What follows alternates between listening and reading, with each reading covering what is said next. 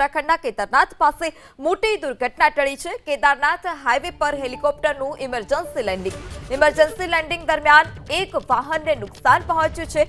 હાઈવેની વચ્ચે હેલિકોપ્ટરનું emergency landing કરવામાં આવ્યું તો કેદારનાથ હાઈવે પર હેલિકોપ્ટરનું ઇમરજન્સી લેન્ડિંગ દરમિયાન એક વાહનને નુકસાન પહોંચ્યું છે, કારને નુકસાન પહોંચ્યું છે।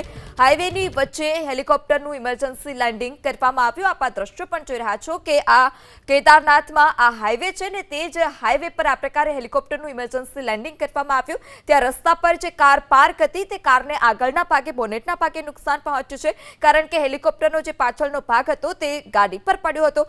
હેલિકોપ્ટરના પાછળના ભાગને પણ નુકસાન પહોંચ્યું છે, હેલિકોપ્ટર પણ ક્ષતિગ્રસ્ત થયું છે અને કારને પણ નુકસાન। જે સમયે લેન્ડિંગ કરવામાં આવી રહ્યું હતું ઇમરજન્સી લેન્ડિંગ તે સમયના પણ આ જે દ્રશ્યો છે તે સામે આવ્યા છે કે કેદારનાથ હાઈવે પર ઇમરજન્સી લેન્ડિંગ ઘટનાની જાણ થતાં જ આસપાસના જે લોકો હતા તે દોડી આવ્યા હતા।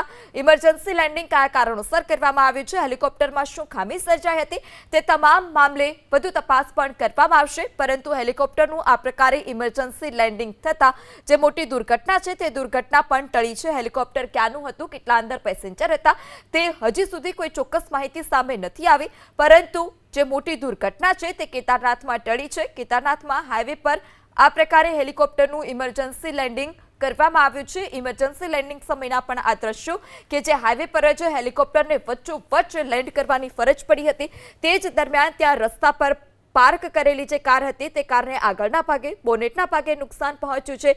હેલિકોપ્ટરનો પાછળનો જે ભાગ હતો તે પાછળનો ભાગ ગાડી પર પડતા નુકસાન।